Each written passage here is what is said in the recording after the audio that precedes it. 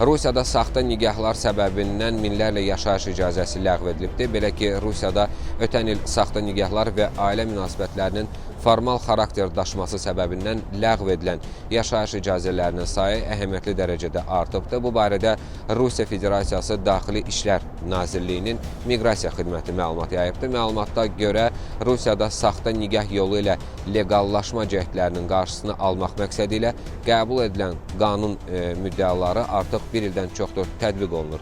Yeni qaydalara əsasən xarici vətəndaşlar Rusiya vətəndaşı ilə nigah əsasında müvəqqəti yaşamaq icazəsi yalnız nigah ən azı 3 il davam etdikdə və ya ər-arvadın ümumi övladı olduqda ala bilirlər. Qeyd olunur ki, nigahın pozulması və ya məhkəmə tərəfindən etibarsız hesab edilməsi halında verilmiş icazə sənədləri dərhal ləğv edilir və xarici vətəndaş ölkəni tərk etməlidir. Bundan əlavə, saxta nigah bağlayan və ya saxta atalığı rəsmiləşdirən Rusiya vətəndaşları da məsuliyyət daşıyır və bu cinayət məsuliyyətinə qədər çata bilər.